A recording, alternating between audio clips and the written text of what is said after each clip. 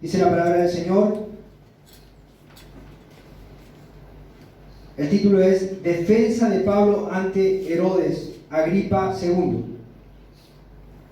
Dice, Agripa II dijo a Pablo, se te permite hablar en tu favor. Entonces Pablo, extendiendo la mano, comenzó su defensa. Con respecto a todo aquello de que los judíos me acusan, me considero afortunado, oh rey Agripa, de poder presentar hoy mi defensa delante de usted, sobre todo porque es experto en todas las costumbres y controversia entre los judíos, por lo cual le ruego que me escuche con paciencia. Pues bien, todos los judíos conocen mi vida desde mi juventud, que desde el principio transcurrió entre los de mi pueblo y en Jerusalén, puesto que ellos han sabido de mí desde hace mucho tiempo, si están dispuestos a testificar que viví como fariseo, de acuerdo con la secta más estricta de nuestra religión. Y ahora soy sometido a juicio por la esperanza de la promesa hecha por Dios a nuestros padres, que nuestras 12 tribus esperan alcanzar al servir fielmente a Dios noche y día. Y por esta esperanza, oh rey, soy acusado por los judíos, porque se considera increíble entre ustedes que Dios resucite a los muertos. Yo ciertamente había creído que debía hacer muchos males en contra del nombre de Jesús de Nazaret. Esto es precisamente lo que hice en Jerusalén. No solo encerré en cárceles a muchos de los santos con la autoridad recibida de los principales sacerdotes, sino también cuando eran condenados a muerte, yo añadía mi voto, castigándolos con frecuencia en todas las sinagogas. Procuraba obligarlos a blasfemar y enfurecido contra ellos, seguía persiguiéndolos aún hasta las ciudades extranjeras. Ocupado en esto, cuando iba para Damasco con autoridad y comisión de los principales sacerdotes, al mediodía, oh rey, yendo de camino, vi una luz procedente del cielo más brillante que el sol, que resplandecía alrededor mío y de los que viajaban conmigo. Después de que todos caímos al suelo, oí una voz que me decía en el idioma hebreo, Saulo, Saulo, ¿por qué me persigues? Dura cosa te es dar coces contra el aguijón. Yo entonces dije, ¿quién eres, Señor?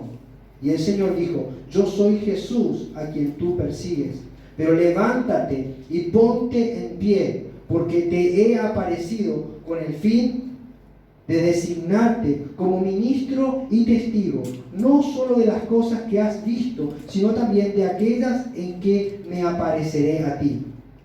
Te rescataré del pueblo judío y de los gentiles, a los cuales yo te envío, para que les abras sus ojos, a fin de que se conviertan de las tinieblas a la luz y del dominio de Satanás a Dios, para que reciban por la fe en mí el perdón de pecados y herencia entre los que han sido santificados. Por tanto, oh rey Agripa, no fui desobediente a la visión celestial, sino que anunciaba primeramente a los que estaban en Damasco y también en Jerusalén, y después por toda la región de Judea, y aún a los gentiles, que debían arrepentirse y volverse a Dios, haciendo obras dignas de arrepentimiento. Por esta causa, algunos judíos me prendieron en el templo y trataron de matarme. Así que, habiendo recibido ayuda de Dios, continúo hasta este día testificando tanto a pequeños como a grandes, no declarando más de lo que los profetas y Moisés dijeron que sucedería, que el Cristo había de padecer y que por motivo de su resurrección de entre los muertos, Él debía ser el primero en proclamar luz tanto al pueblo judío como a los gentiles. Hasta ahí nuestro texto. Bueno, hermanos, yo al orar y preparar este tema, realmente es sumamente importante, pero me propuse primero hablar, porque lo que encuentro en este texto es ver algo que surge a primera vista, algo que salta a primera vista, que es la centralidad del Evangelio. Para mí, al ver todo lo que acabamos de leer, encuentro que acá hay algo central, que es el Evangelio. Entonces, para poder hablarles a ustedes y para poder transmitir de parte de Dios lo que creo que hay en mi corazón, me propuse primero recordar o repasar una historia de un misionero, luego hacer una síntesis de lo que pasa en cada versículo en una sola palabra, y luego ir a 5 puntos que tienen que ver con lo que yo creo que el Señor nos está hablando a nosotros. Para terminar en algo práctico, ¿qué debo hacer con lo que he escuchado hoy? Así que, si Dios así lo permite, vamos a ser alumbrados, vamos a ser despertados, confrontados, vamos a ver cuáles son las cosas que tenemos que cambiar y vamos a irnos con una hoja de ruta para ver qué es lo que tenemos que hacer en la semana. En cierta ocasión, el misionero Adoniram Hudson, o como quiera que se diga, fue invitado a predicar una conferencia en Estados Unidos. Ya en la conferencia le dieron la oportunidad para que comparta el sermón, la palabra, ¿no? Así que Hudson se levantó, predicó el Evangelio y luego se sentó. Las personas encargadas de coordinar el evento le pidieron que vuelva a compartir una palabra, pero ahora que hablara de su labor misionera en Birmania, porque era un misionero que había llevado mucho fruto en la obra de Cristo en ese país. Hudson se levanta, predica el Evangelio y se vuelve a sentar. Los coordinadores, ya atónitos, le piden que comparta ahora sus experiencias misioneras en el campo, porque era muy conocida su labor en este tiempo, ¿no? Ellos querían escuchar de primera mano qué era lo que Dios estaba haciendo a través de su misionero, Adoniram Hudson. Hudson se puso de pie nuevamente, predicó el Evangelio, pero esta vez, antes de sentarse, dijo que no tenía nada que decir fuera del Evangelio. Y los invitó, que si querían ver qué era lo que estaba haciendo Dios en aquellos países, se tomen un avión y vayan a verlo ellos mismos.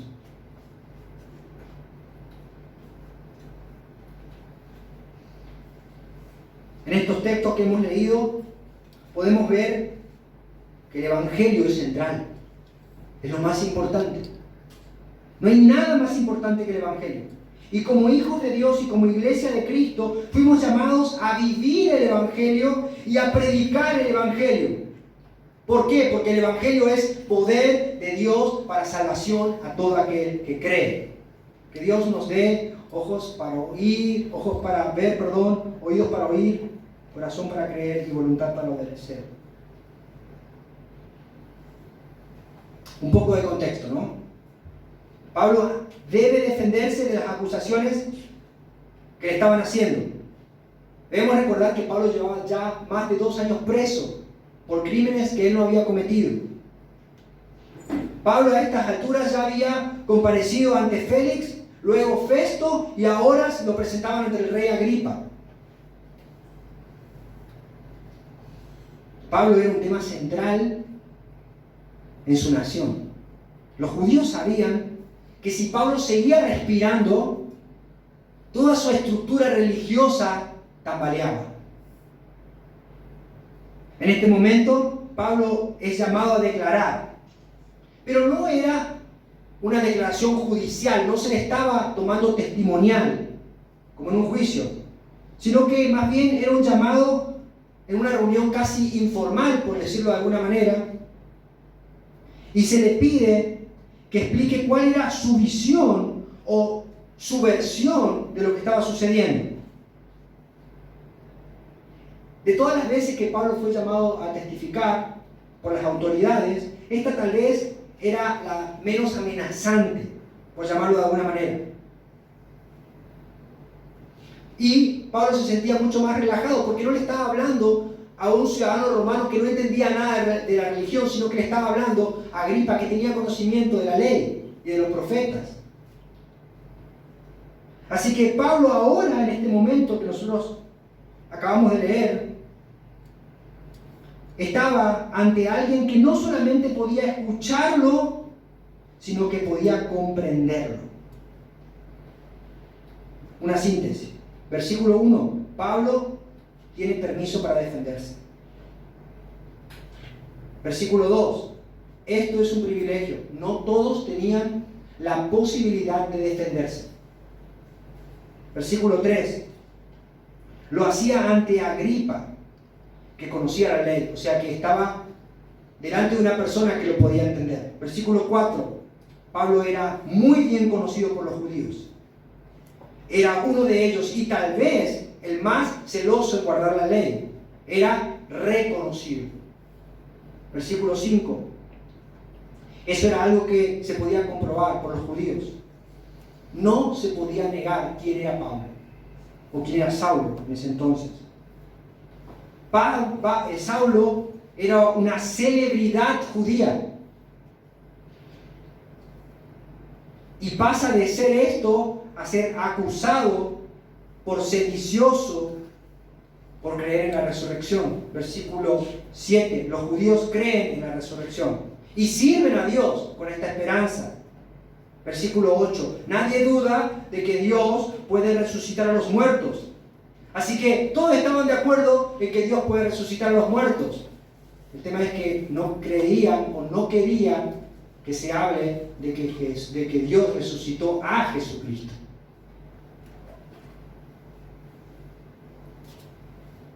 Pablo, antes de su conversión, actuaba con total convencimiento de que debía hacer todo lo posible en contra del nombre de Jesús. Pablo era un judío más.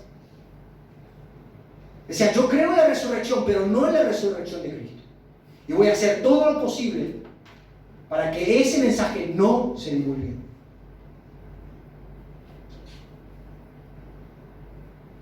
Pablo actuaba bajo la autoridad dada por los judíos que gobernaban la nación, sacerdotes y el Sanedrín. Ellos eran los que imponían las leyes y hacían que las leyes se cumplan en el pueblo judío. Era como una ley debajo de la ley romana, la ley judía, y los judíos se encargaban de gobernar a su pueblo. Pablo, antes de su conversión, se ve, versículo 11, en el versículo 11 se ve el horror de lo que una persona puede hacer cuando se rebela en contra de Dios. Pablo perseguía, azotaba, obligaba a la gente a que blasfeme el nombre de Cristo y votaba cuando se juzgaban las personas para que mueran. Pablo era despiadado, pero era un despiadado que se sujetaba a sus autoridades, no era un loco suelto, como decimos por ahí, ¿no?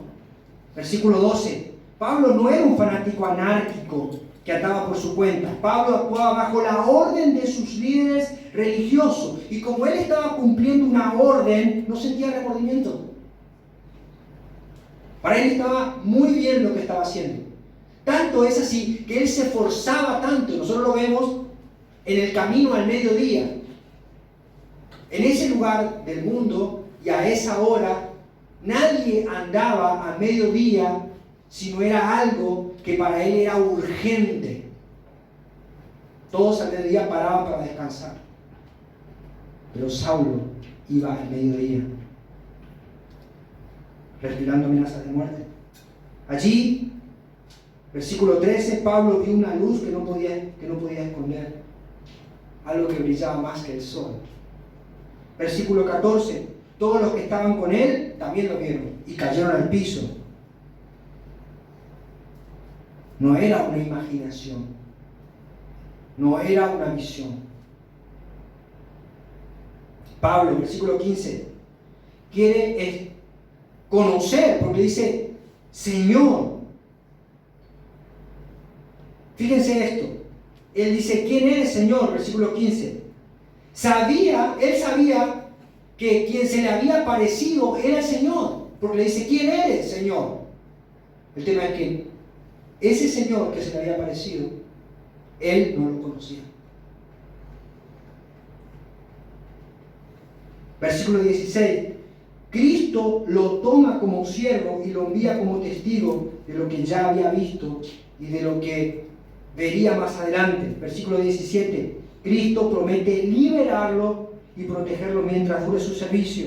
Versículo 18. El mensaje que debe transmitir es para conversión.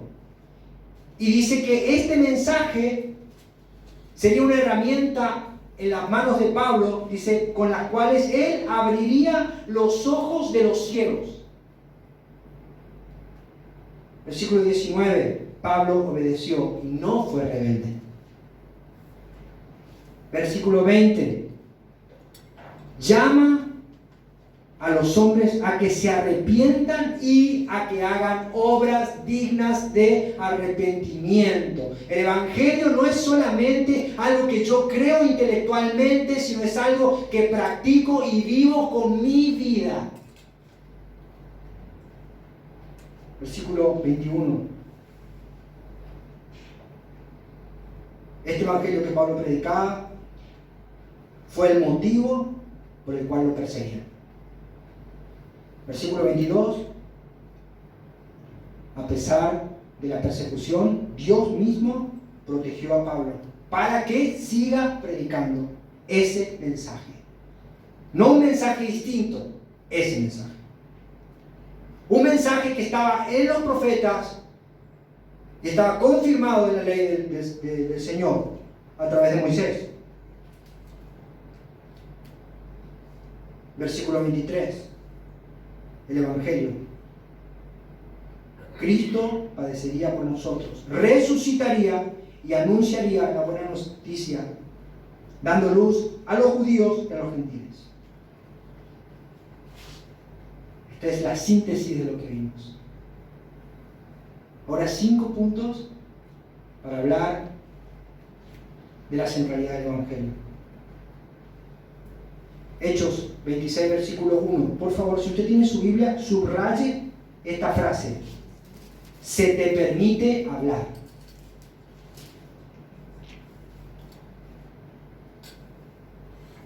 Se te permite hablar. Muchos ni siquiera han tenido la posibilidad de defenderse. Otros murieron acusados injustamente, pero a nosotros se nos permite hablar. Si has creído en Cristo, si han sido perdonados tus pecados con su sangre derramada en la cruz, si el Espíritu Santo mora en tu corazón, a ti se te permite hablar.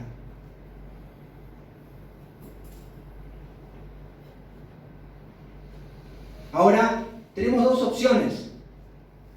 O nos defendemos de las cosas que nos hacen, porque Pablo tenía derecho como ciudadano romano, porque todo aquello que se estaba haciendo iba en contra de la ley. Él podía haber dicho, mire, todo esto que hacen no es justo.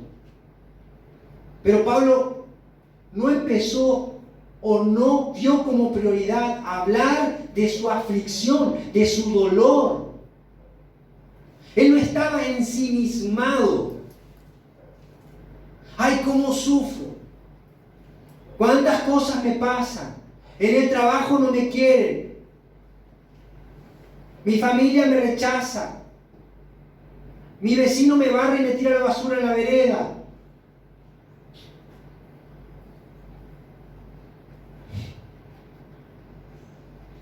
Y había motivo para que Pablo se queje. ¿Saben qué hizo Pablo? Se puso de pie predico el Evangelio. ¿Cuál es la prioridad? ¿Cuál es nuestra prioridad? ¿Cuál es la prioridad o cuál debería ser la prioridad de un cristiano? La prioridad de un cristiano es predicar el Evangelio, porque el Evangelio es central.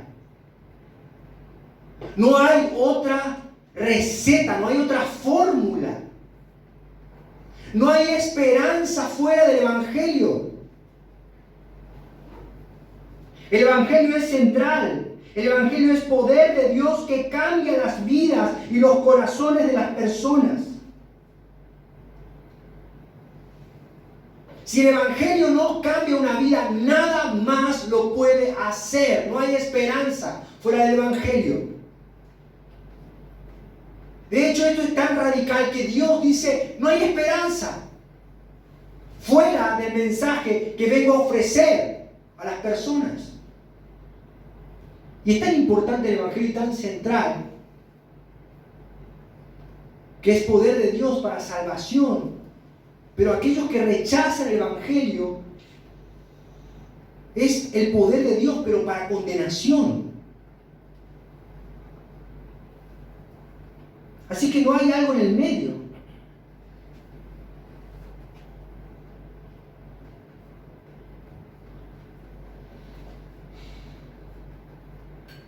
Pero ¿saben qué? Tristemente hoy, en los lugares donde se debería estar predicando el Evangelio, no lo están haciendo.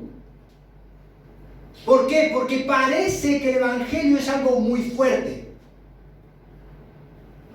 No podemos predicar así tan abiertamente que la gente, si no se arrepiente, va a ir al infierno por toda la eternidad. Así que, en vez de llamar a las personas al arrepentimiento, se modificó el mensaje y entró el humanismo a la iglesia. Y el hombre no es ya un ser caído y totalmente corrompido, imposibilitado, como dice la Biblia, sino que es un ser que está un poco, solamente un poco, equivocado. Y necesita una orientación. Así que, si usted va hoy en la mayoría de las librerías que se dicen ser cristianas, va a encontrar títulos de autores que dicen: ven y recibe tu milagro. 7 pasos para lograr la mejor versión de ti. Y un libro que anda rondando por acá y que Jonathan me lo enrostró. Dice: luzca estupenda, siéntase fabulosa. Escrito por una pastora. Todos conocen el tristemente célebre título Tu mejor vida ahora. O también conocemos Dios cumple sueño. 1, 2, 3, el regreso del Dios cumplidor de sueños. El regreso del Dios cumplidor de sueños contraataca. El multiverso del Dios cumplidor de sueños. Ridiculeces absolutas, sin ningún tipo de sustento bíblico, sin el Evangelio. La cuestión es que si no se predica el Evangelio, no vamos a tener nuevos nacimientos. Solo tendremos gente impía tratando de suavizar su conciencia. Tendremos gente egoísta esperando sacar la mejor tajada de Dios, como si Dios fuera una torta rica. Nosotros en nuestra familia éramos 6 hermanos, y cuando había una torta rica, la cosa se ponía áspera, porque todos queríamos la mejor parte.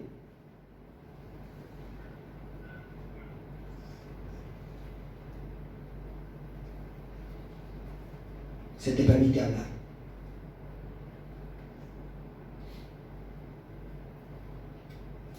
Pablo podía decir que le molestaban las cadenas, que la cárcel estaba húmeda, que estaba lejos de sus familiares, que nada de todo lo que estaba viviendo era justo, que no había ningún argumento en su contra, pero sus necesidades pasaron al segundo plano y decidió predicar el Evangelio de Jesucristo.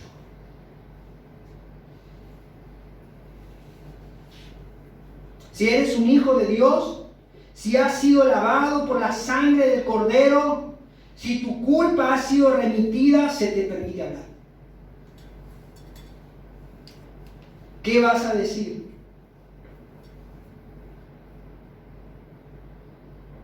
Debemos recordarnos y predicarnos a nosotros mismos el Evangelio constantemente. Se te permite hablar, predica a Cristo. Timoteo era un joven pastor, amedrentado por sus temores, pero Pablo le decía que recuerde a Jesucristo, que se predique el mensaje una y otra vez. Hechos 26:3. Escucha esto. Si tienes su Biblia, subraye. Dice: te ruego que me escuches. Esta es la actitud de cómo nosotros deberíamos predicar el Evangelio.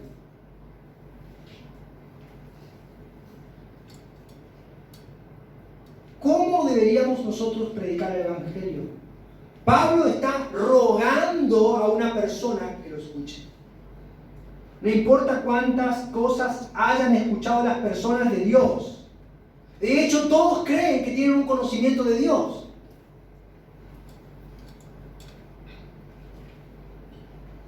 Y como les dije, hay tantas cosas que se dicen de Dios, pero que no son el Evangelio, que la gente asume que ya lo conocen. Pero si no escuchan el Evangelio bíblico, que llama a los hombres a que se arrepientan y vivan una nueva vida para Dios, estas personas tristemente están siendo llevadas a una eternidad sin el perdón de Dios. Su fin, el fin de estas personas que creen que conocen a Dios, porque están aferrados a un mensaje adulterado, será desesperación y perdición. Pero Pablo sabía que Agripa tenía conocimiento parcial, no era todo el conocimiento. Así que Pablo empieza a predicarle el Evangelio.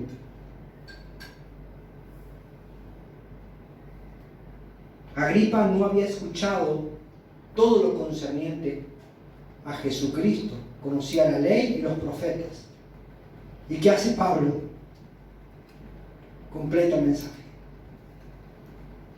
Le habla de aquel que vino a cumplir la ley para hacernos libres. Así que Pablo no ve en Agripa un ticket para salir de la cárcel, sino que vio una persona que estaba necesitada de escuchar el Evangelio. Y le dijo: te ruego que me escuchen. Miren cómo pensaba Pablo. Pablo creía que nosotros, los que somos salvos, somos embajadores. 2 Corintios capítulo 5, versículo 20. Dice: por lo tanto, somos embajadores de Cristo, como si Dios rogara por medio de nosotros.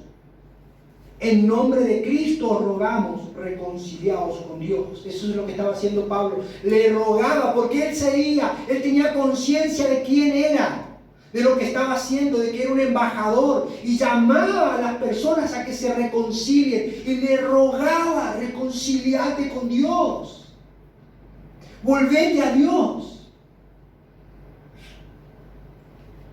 Pablo le decía: te ruego que me escuches.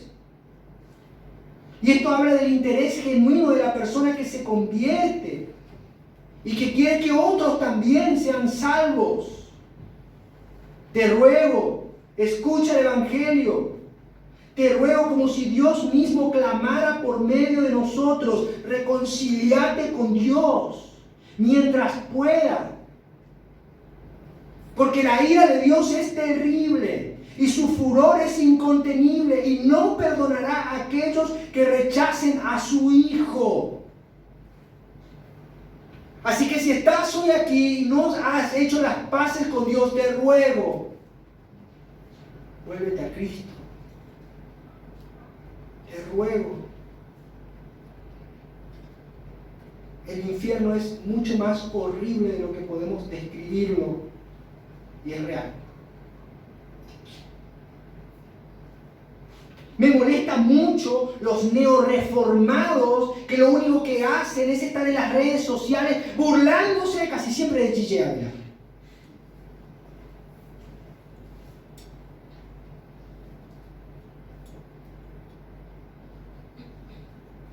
Deberían estar predicando el Evangelio.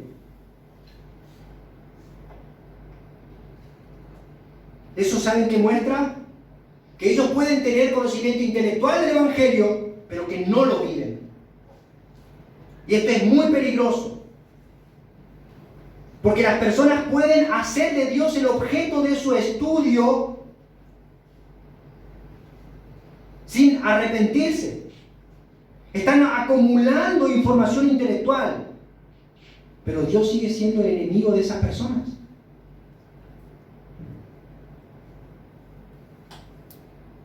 Sus actitudes hablan muy fuerte de quiénes son. Si no nos interesa la salvación de otros, es porque nosotros mismos no somos salvos. Esto lo dijo el pastor Spurgeon. Pablo rogaba. Nosotros deberíamos rogar, porque para eso Dios nos salvó.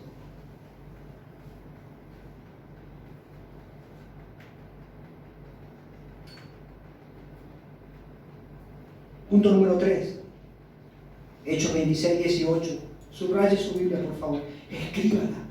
Si tiene una Biblia, escríbala. Márquela.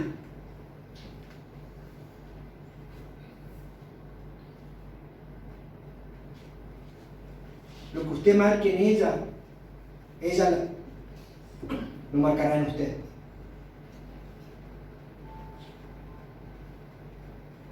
Dice, para que abra sus ojos. Cristo nos salvó para predicar el Evangelio. Es el mensaje de la cruz lo que cambia las vidas. No es nuestro mensaje. Por lo tanto, no podemos cambiarlo. No podemos adulterarlo. No podemos aligerarlo. No podemos suavizarlo. No es nuestra obra, no es nuestro poder, no es nuestra luz, no es nuestro reino, pero es nuestra obediencia la que Dios utilizará para hacer esa obra.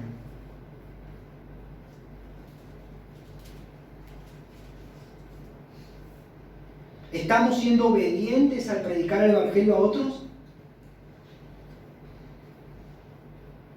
El Evangelio es central. Punto número 4, Hechos 26, 19. Pablo dice, no fui rebelde a la visión celestial. Si no estamos siendo obedientes, estamos siendo rebeldes y desobedientes. No hay nada en el medio. El Evangelio es central. Punto número 5. Hechos 26, 23. Cristo debía ser el primero de la resurrección de los muertos para anunciar luz al pueblo y de los gentiles. Como dije antes, si bien en la Biblia se relatan muchos otros que habían resucitado por el poder de Dios, ninguno de los resucitados fue como Cristo, porque todos los que resucitaron en la Biblia luego volvieron a morir. En cambio, Cristo resucita con un cuerpo nuevo y glorificado y venciendo a la muerte, porque ya la muerte no puede tocarlo.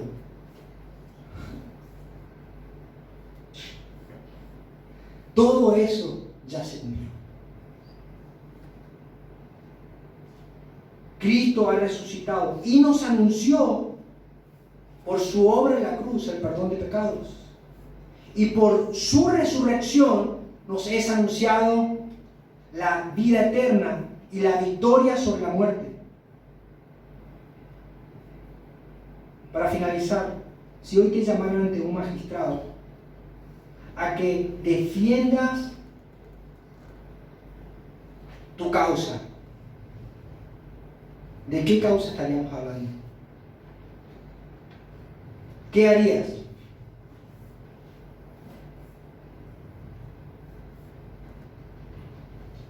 Tal vez nunca estemos en la situación que estuvo Pablo. Seguramente ninguno de nosotros va a ser perseguido como Pablo fue perseguido.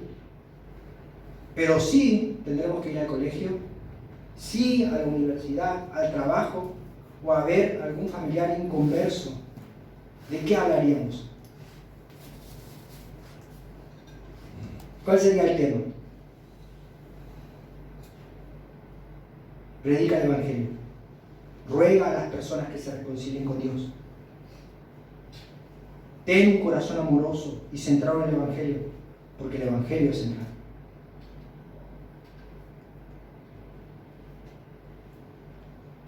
Ahora, la aplicación práctica. ¿Qué problemas espirituales revela este pasaje?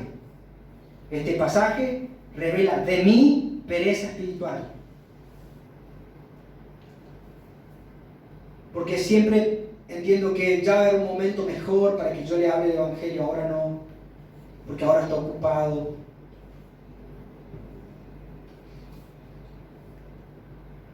También habla del orgullo, de que creo que puedo anteponer mis preocupaciones antes que el Evangelio.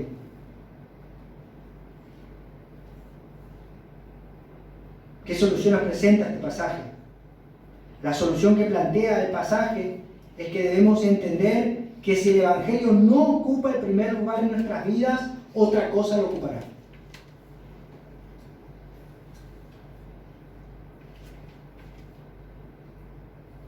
Si no es el Evangelio, si no es el Señor reinando en nuestras vidas, nuestro yo, nuestro orgullo, nuestros deseos personales van a tomar el lugar. ¿Recuerdan que le hablé de Timoteo, el joven? Pablo le dice, 2 Timoteo 2:8, acuérdate de Jesucristo resucitado de entre los muertos, descendiendo de David conforme a mi Evangelio. ¿Qué le dice Pablo a Timoteo? Que se predique el Evangelio. Así mismo. Para que no empiece a compadecerse de sí mismo y a buscar la comodidad de sus deseos personales, en vez de predicar y vivir el Evangelio. Ahora, ¿en qué forma me inspira este pasaje? Este pasaje me inspira porque me hace ver que tenemos el privilegio que otros no han tenido. ¿No saben? Nosotros tenemos libertad de culto en Argentina. No sé por cuánto tiempo. Hay países en los que están escondidos o se pasan una hoja de la Biblia y se van cambiando para poder leerla. Nosotros la tenemos en todas las formas y versiones posibles. Y cuando se nos llama a leer la Biblia, ponemos cara. Como, no, ¿será que tengo que leer la Biblia? ¿Será de Dios?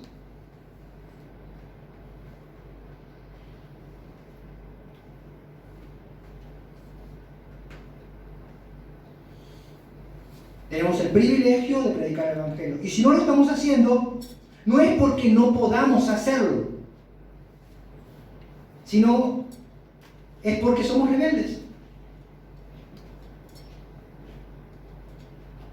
desinteresados, no nos interesan las almas de las personas, egoístas. ¿Qué respuestas deberíamos provocar o tener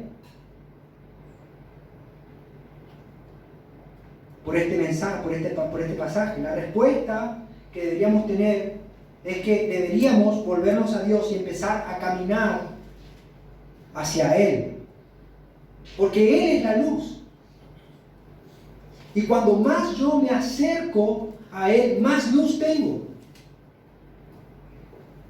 Sin embargo, cuando le doy la espalda a Dios y me voy alejando, más oscuridad tengo.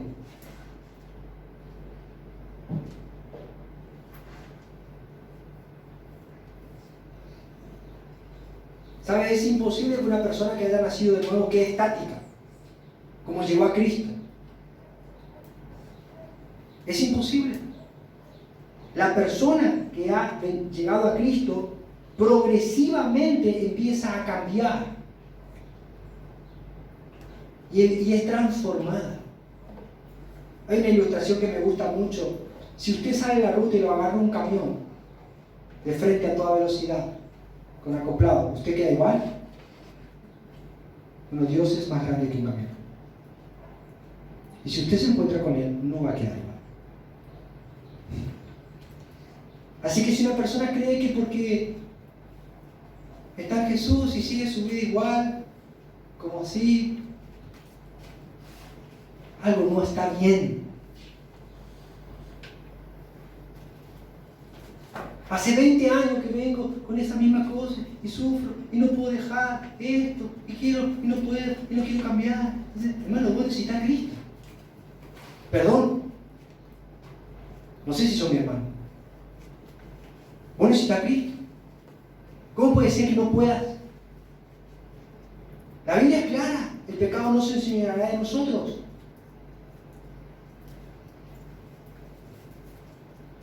Acariciamos el pecado, nos gusta. No puedo, chicos, no me puedo juntar porque tengo pecado. De 8 a 9 tengo pecado. Practicamos el pecado como ningún tipo de dolor, conciencia, nos deleitamos. Eso no es un cristiano. Eso es un impío que necesita a Cristo.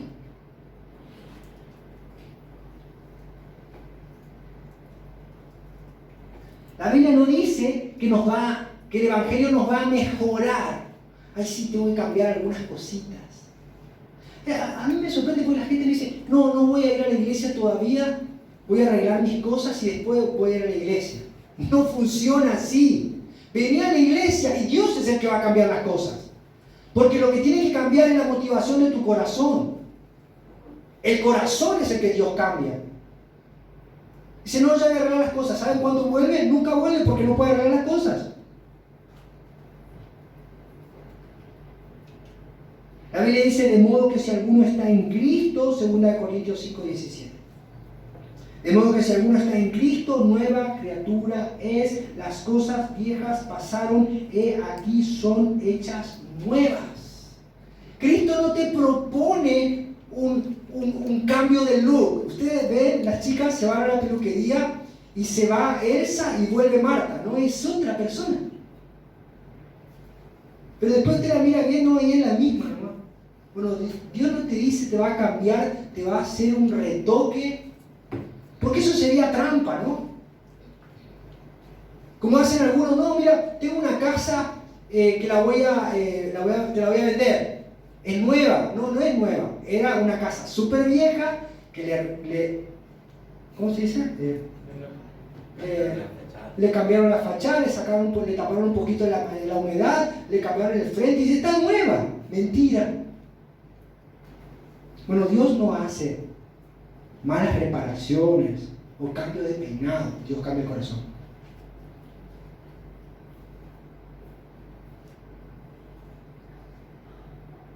Dios cambia el corazón desde la base. Arranca todo y te pone un corazón nuevo. Y eso solamente ocurre cuando el Evangelio se predica. Cuando el hombre se ve en su indignidad y en la condenación de su propio pecado. Ahora, ¿qué pasos de obediencia nos llama a tener este texto? Deberíamos buscar a alguien con quien compartir el Evangelio y tratar de enseñarle lo que dice la Biblia de Cristo.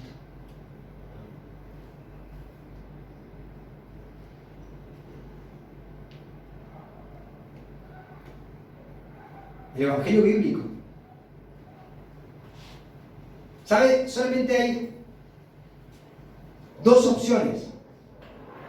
O la persona se arrepiente y empieza a vivir una vida nueva, distinta a la que vivía, o esa persona va a odiar y va a tratar de matar al mensajero. ¿Por qué? Porque el Evangelio descubre lo que hay en nuestro corazón. Nunca me olvido que una de las primeras veces cuando empezamos a predicar el Evangelio bíblico en este lugar, una vez vino una persona que estaba en las fuerzas de seguridad. Dice, cuando yo te escuchaba hablar, sentía que como si alguien me decía, sacar la pistola y pegarle un tiro. Que se calle.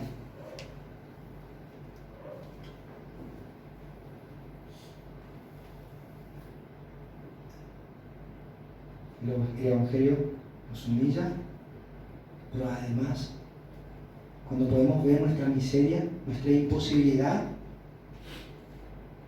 nos llena de asombro porque yo no puedo creer que un Dios tan bueno venga a entregar a su Hijo a morir en la cruz por mí y me prometa una herencia y me prometa, dice, no voy a cambiarte la fachada, te hago de nuevo, te cambio el corazón y encima te hago mi representante, te hago mi embajador, pongo mis palabras en tu boca para que a través de tu vida y de tu mensaje otros puedan ser salvos. ¿No es eso maravilloso? Amén. Ese es nuestro Dios. Amén. Ese es nuestro Dios. Eso es lo que veo en este texto. Así que claramente Adoniram Hudson tenía razón. No había otra cosa que decir. El Evangelio central. El Evangelio central. Oramos. Señor, te doy gracias por tu amor, por tu misericordia, por tu paciencia. Nos volvemos a ti de todo nuestro corazón. Te pedimos, Señor, que tú nos cambies, que tú nos transformes, que tú derrames tu gracia sobre nuestras vidas. Nos arrepentimos y te pedimos que nos des un corazón obediente para vivir en tu verdad y para predicar tu verdad. Porque el Evangelio es central, Señor. Te lo pedimos todo en Cristo Jesús. Amén y amén.